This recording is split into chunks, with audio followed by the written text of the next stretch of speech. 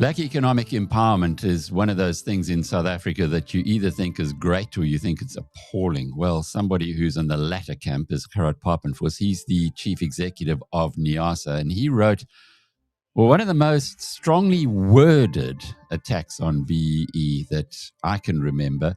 He sent the letter. It's an open letter. We published it on Biznews this week to Gwede Mantashe. We'll find out why Gerhard wrote it and why he's so angry about BEE and its impact on the country. Gerhard, good to be talking with you. Maybe let's start off with that first point. Why Gwede Mantashe? Why not Cyril Ramaphosa or any other member of the cabinet? You must, well, at least I think you have to write an open letter always within a context of a particular event. You can do it anytime, but in this case, Gwede Mantashe made certain remarks during a television interview where he said that whites hate BE because of the fact that we want to protect our white supremacy. And then he made certain statements that didn't really make sense, and I felt that and the fact that he said we don't want to see blacks prosper and take up positions of ownership.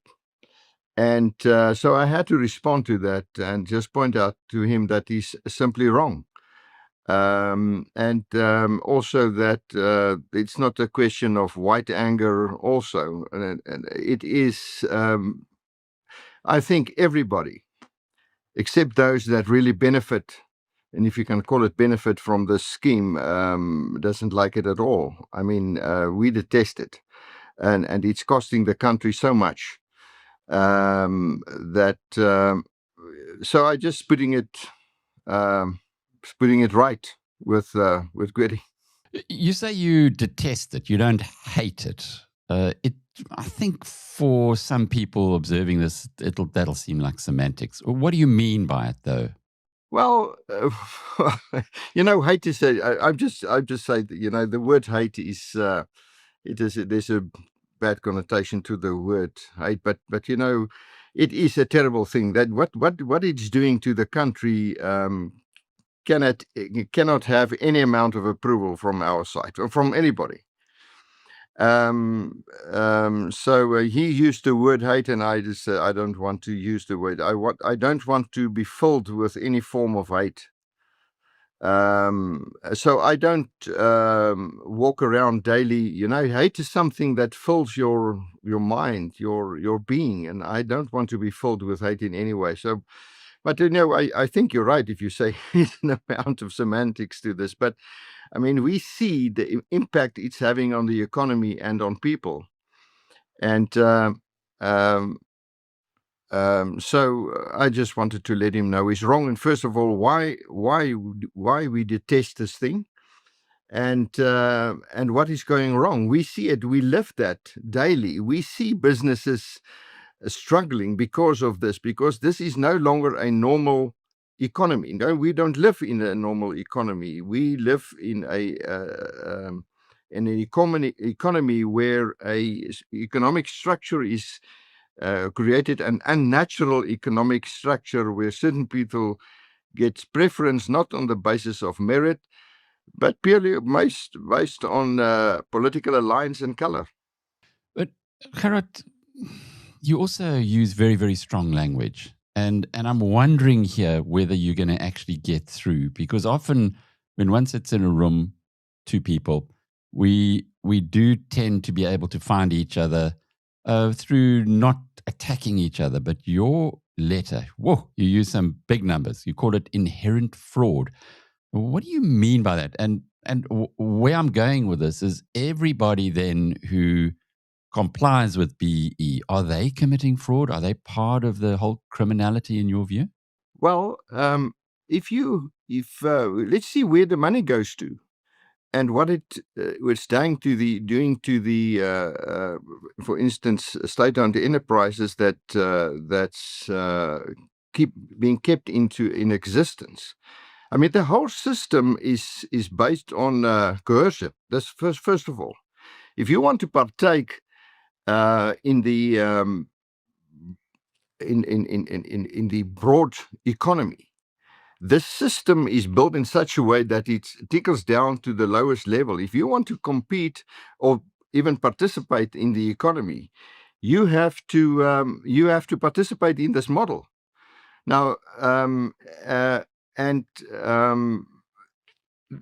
fact is, I don't know a business, and my world is not corporates. SMME is our world, and what is an SMME? An SMME is a business where you can stop in front of the building and ask to talk to the owner. That's a family business, strong businesses, the backbone of the economy. I haven't seen or heard about anybody that says there's merit in the system. They are forced into the system. That's coercion. And I'm not saying that those people do not participate, but that is one element of this thing. They do not participate. That is just to have access to the economy.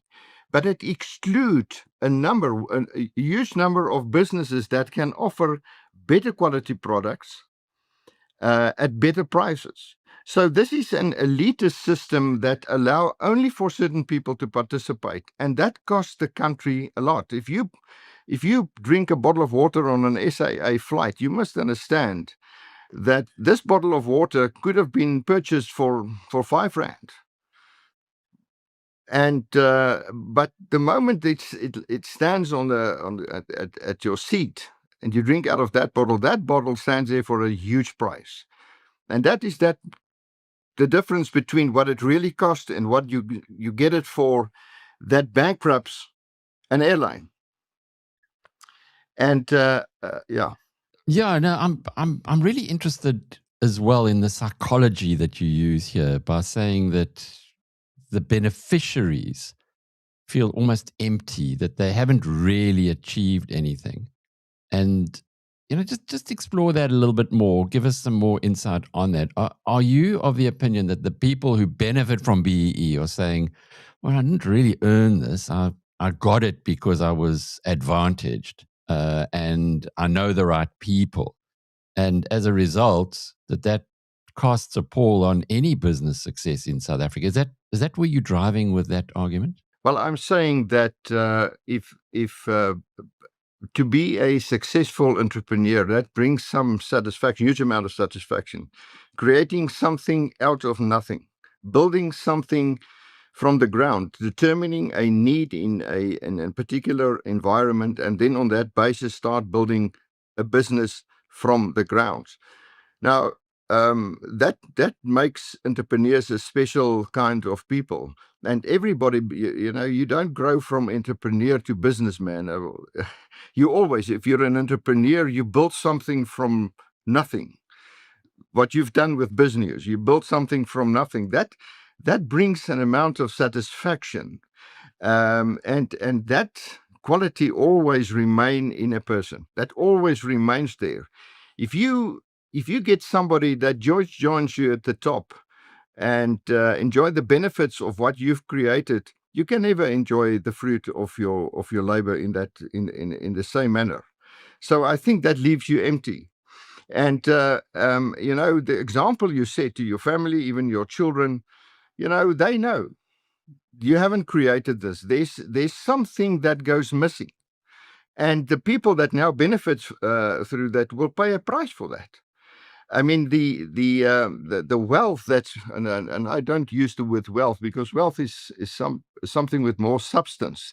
The riches that comes from that is just the fruit of somebody else's labor, just come in at the top. And you must understand that the businesses that is forced to do this just to open the door for business contracts, I mean, there's huge profits to be made in this thing. But it just goes against people to say, how can I do that? And I know that people that has allowed it. I've seen businesses, strong SMMEs, that brought in partnerships, which they've given for free. But now they want to get out of it, and that costing them millions in court cases to say, I can no longer tolerate this drag on my business.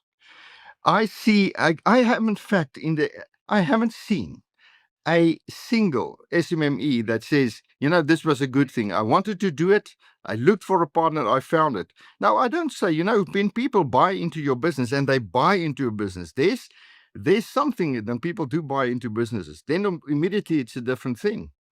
Then you have an interest and you want to make it, mate, and you have an interest.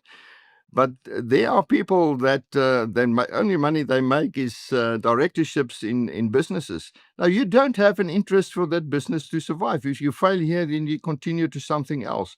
And what it is left, I leave a business with, to have people sitting at your boardroom and they not really have their heart into that business and really want to make it work. Well, the fact is, if you get something for free, you simply do not have the same interest, the same drive to make it successful, and the impact it's having on boardrooms in leadership is extremely detrimental to businesses. And that's why people go into this type of thing and then go out. They say, we just can't do this. As I said, I haven't heard a success story be a success story.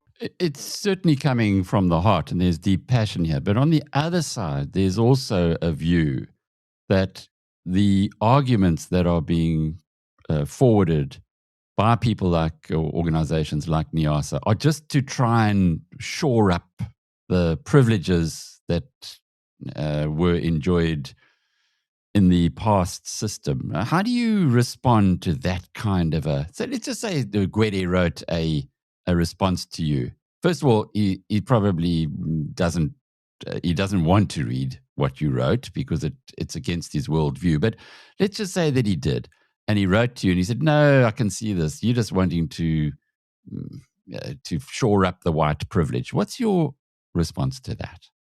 How are you going to help with the transformation in South Africa where you do have a high percentage of economic activity that is still controlled by whites, and unless there's something, will continue to be? First of all, 90% of people are excluded from this thing. And if I say 90%, it's probably more. Of people that previously were prejudiced by apartheid were still prejudiced, and even more. So if it helped somebody, it didn't help by far the majority of the population. We are in a terrible situation that is bringing the country down as it is. So, if you want to correct something, if you want to correct the past, this is not the way to do it. I say we need to correct the past, but dishing out ownership, no. Directorships to people, it's not. You're never an owner, because an owner is something else. If you dish that out, you're not solving a problem. You're creating an even bigger problem. Apartheid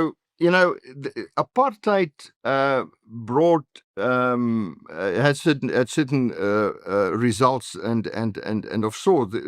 Of course, it was a mistake, but how do you correct it? What we say, this is not the way to do it, because making people rich, and what we didn't empower people. We made them rich. We made some of them rich. But we didn't empower them. We didn't empower them. We didn't empower their families, because this is not sustainable. And money made in this way will most probably get lost. You can see a entrepreneur almost in the car he's driving. I mean, this is what we see. The money flows. It is easy money. Their children see that. And that will eventually, in the generations that follow, these people will look back and say, my granddad benefited from it. I'm definitely not benefiting from it. And money that comes in this way isn't blessed. This is just the law of business.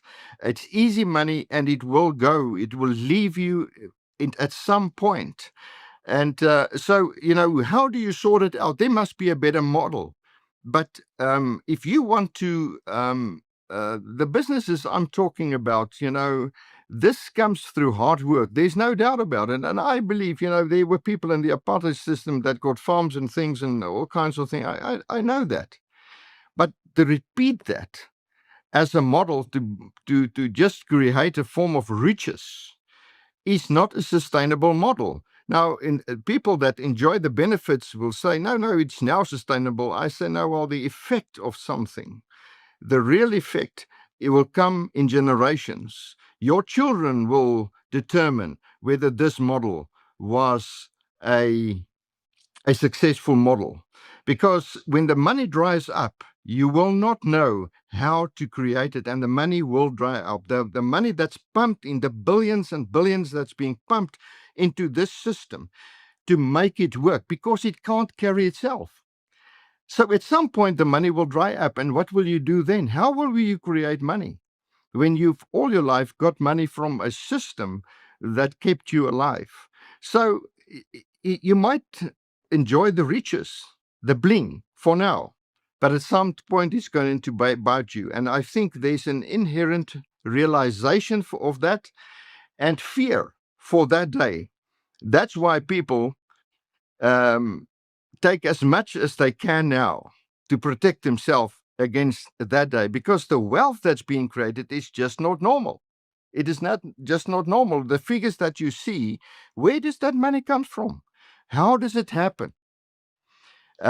These people have the inside lane to everything. If you look at mining, how much rich people are created through mining, and in record quick time.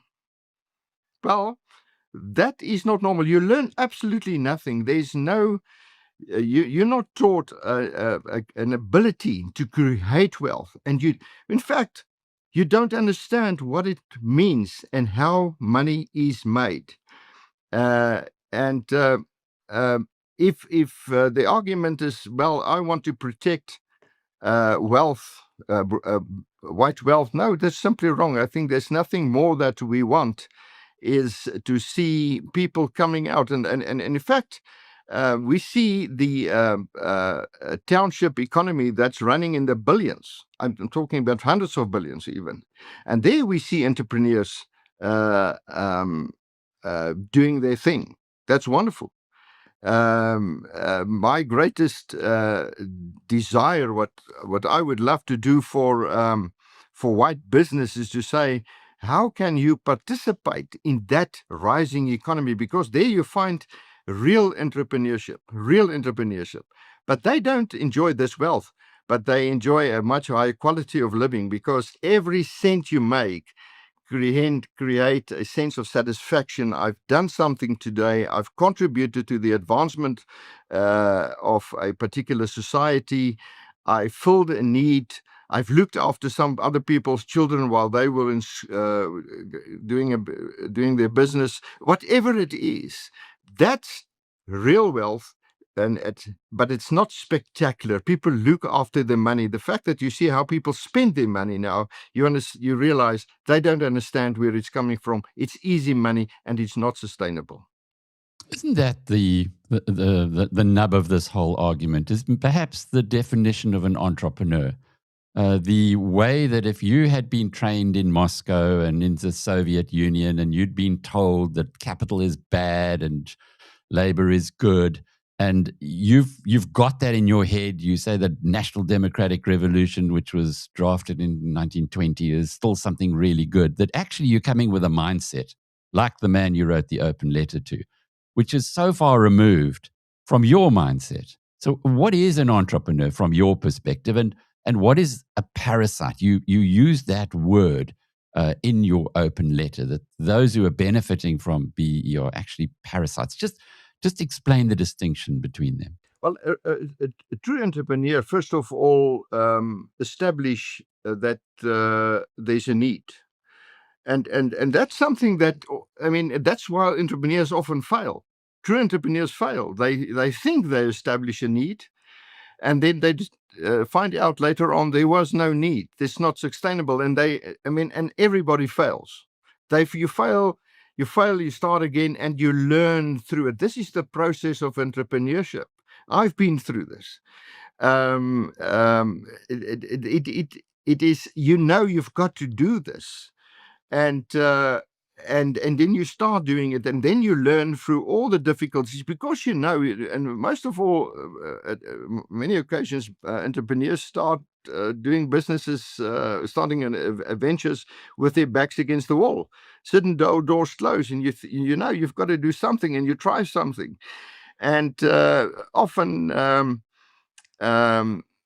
I remember, that's just a personal event, that when I started, when I started NEASA, I mean, I was really I was really down and out, because I gave everything I had, the little bit I had, to start this thing, and then at some point, that little amount that you had ran dry. I know one day my wife stood in a queue at the shop with 20 rand, and you say, 20 rand. Well, that was a couple of years ago. I mean, you could at least buy 2 breads and a milk with that. But there was 20 rand. My oldest daughter was standing with her, nervous, that mother. And why 20 rand? Well, there was no other money. But we persevered. We come through. And the riches, the wealth of knowledge that you build through this, and the amount of wisdom you can now share with young entrepreneurs, telling them this is how it works. It's not the end of the world when it's difficult. That is entrepreneurship, and then you start building on it. But you never forget that.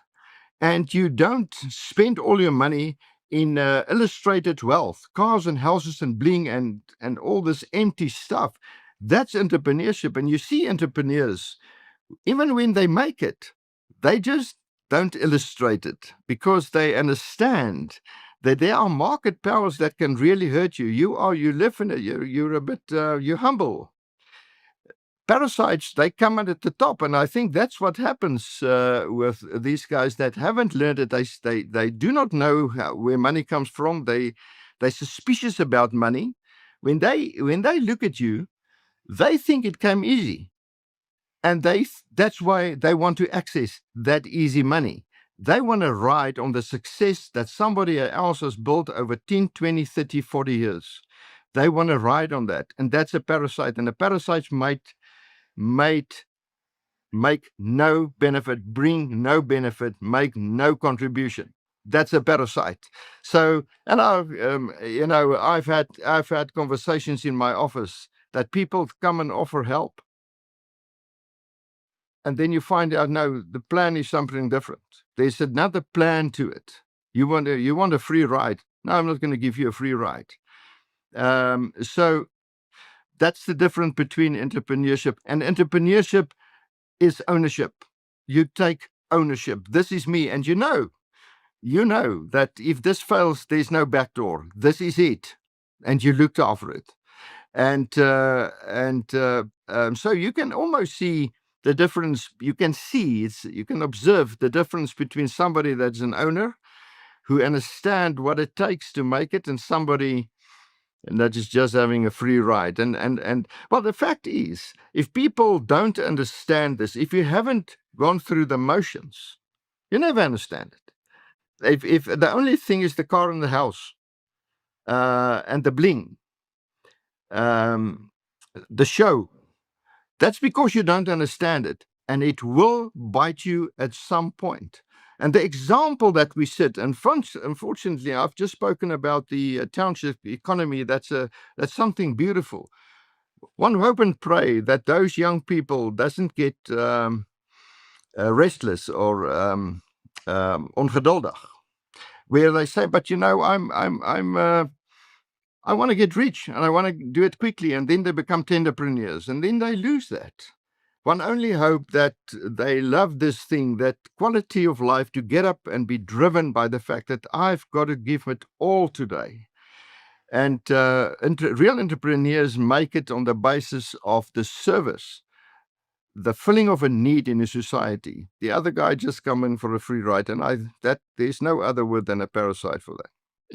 There's an interesting other side to this. And if you think about it, and you've been talking a lot philosophically, and you wrote philosophically in your open letter as well, but the person who goes through the fire, the person who has to do the hard yards, the person who struggles gets the experience is going to come out at the other end much stronger. And probably there's an argument to say, well, BEE is very good for entrepreneurs, white entrepreneurs. They'll get even better because they'll know better in the future. It's another obstacle that they've had to overcome and go forward.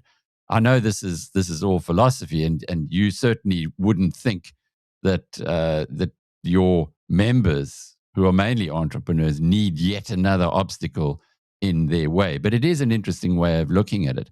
Just the thought to close off with: how do you advise your members then, who have to do business with big corporates and government, because that's the service that they're providing, and as a consequence, they have to get some kind of BEE credentials? What do you say to them? How do they deal with that? Well, fortunately, Alec, we do twice a year we do a BEE roadshow through South Africa. Now, now, when I do that BEE roadshow, when I send out the notices, I make it very clear I detest this thing. But what we do, we have a solution to this thing, because we offer a BE qualify you to have a certain amount of BE ownership through private equity. Now that's costly, but at least you don't give away ownership. And because that's the thing, and people, I mean, the cost involved in that, because you invest, you must invest. But those companies that can do it say, no, we're glad to do this, because the model provide for if you want 51% BE ownership, you must invest an equivalent amount, and you do it over 8 years. So we bring a solution, because I understand that there are companies that have to do it. It's the bread and butter. I mean, they do certain things that if you don't do it, it's the end of your business. You'll have to go and do something else. So there is a solution, and it's costly. And I mean, I mean, when you sit there and you explain it to people, you can see, they see, you know what, this is such an abnormal environment that I must do this, and I do not have the cash flow to do it. But I understand, because you either do that, or you bring in somebody, give somebody a free ride in your business, and that, in many cases, will result in the end of your business. So, you know, you cannot be in a business unequally yoked. And, you know, to bring in a partner in business, and I'm talking about partners working together on a 50-50 basis, that's tricky. You know, I'm the son of a farmer. And, you know, if I've gone to my father when I was a young boy or young man, and I said, Father, I want 50% of your business, it would not have gone too well, because farmers don't give their land to their sons unless their sons prove over a long time that they're worth it. Now, often they inherit something, and those that has been trained in what it means to be a farmer, they make it, the others lose it. So you cannot be unequally yoked. You bring somebody into your business with a 20% shareholding, and they don't know what it takes to make it. Well, that will put such a drag, and, you know, inherently, you will ruin the day that you think, why did I do this? Because this is just such a negative force in my business. And that's where court cases arise. We say, I want you out of your business. And then the big battles start. So we say, rather invest in something that's sustainable, that is provision for that is made in the BE codes, and it's happening in codes that's currently being drafted. So, you know, we won't keep ourselves busy with scams. But because there are many BE scams out there that eventually bite the business owners in any event. So I understand business often have to do this. And so at least there is a solution. But giving away ownership is just the wrong way to go about doing it. It appears from what you've said that this is a tax on society, on the economy, that has had dreadful unintended consequences. Now, and to the degree that no one's really benefiting, excepting for the few that, well, we've heard from academics that there is a favored few who are ridiculously wealthy as a consequence of the BEE approach. But what would you hope? What would you hope that Gwede Mantashe would take from reading your open letter, presuming that he actually does decide to do so? People write to me. They send me WhatsApp and they say, "But Gwenny's not going to read it." My response is, "I didn't write it to him." I know it's. I mean, he's so caught up into this thing. I talk for a constituency that's frustrated by things, and I'm just a voice to say, guys, I'm also frustrated, and I think there's an amount of, okay, somebody's at least speaking on our behalf, but Gwede is not going to take anything from this, and if you swim in the riches created by the system, you're not going to take anything from it. You're blind.